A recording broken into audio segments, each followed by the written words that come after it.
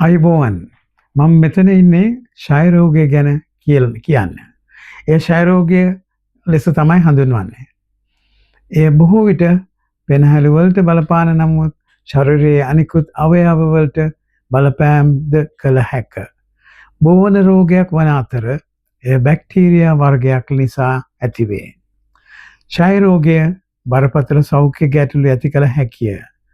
විශේෂයෙන් එය කලින් හඳුනා නොගතහොත් අල්ලා නොගතහොත් නමුත් රෝගය සුව කළ හැකි අතර සංක්‍රමණික තත්ත්වය නොසලකා එක්සත් රාජධානියේ පරීක්ෂණ සහ ප්‍රතිකාල නොමිලේ සහ රාශීගත වේ.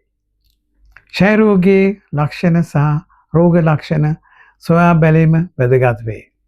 මේවාට ඇතුළත් වන්නේ සති 3ක් හෝ ඊට වැඩි කාලයක් කැස්ස, ශරීරයේ බර අඩුවීම, ආහාර රුචිය නැතිවීම, අධික උෂ්ණත්වය හෝ උණ ගතිය, රාත්‍රී දහදිය දැමීම, අධික තෙහෙට්ටුව හෝ ශක්තිය නොමැතිකම.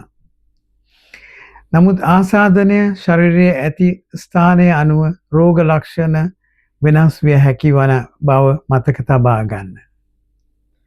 ඕනෑම කෙනෙකුට ක්ෂය රෝගය වැළඳිය හැකි නමුත් ක්ෂය රෝගය ඉහළ මට්ටමක පවතින රටවල උපත ලැබුවහොත් හෝ එම රටවල සම්බන්ධ වී ඇතනම් ඔබට ක්ෂය රෝගය වැළඳීමේ අවදානම වැඩිය.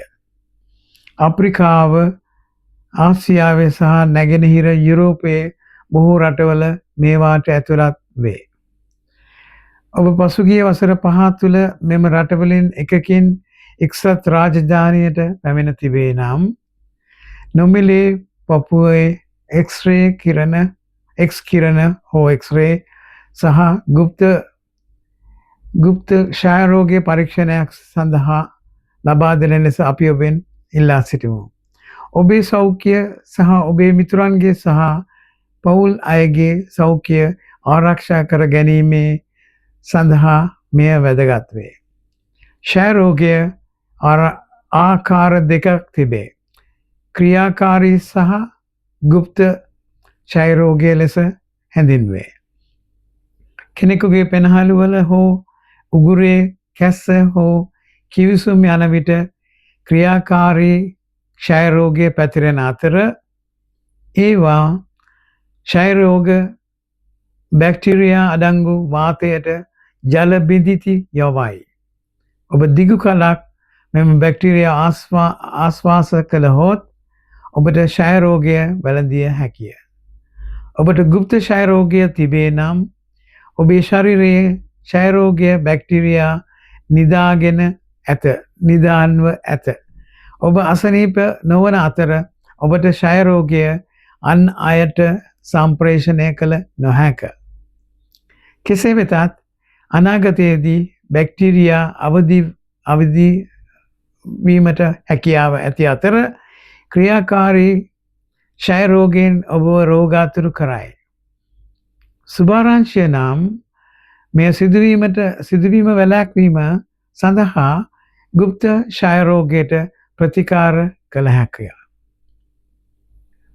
ක්ෂය රෝගයට නොමිලේ ඖෂධ පාඨමාලාවක් මගින් ප්‍රතිකාර කරනු ලැබේ.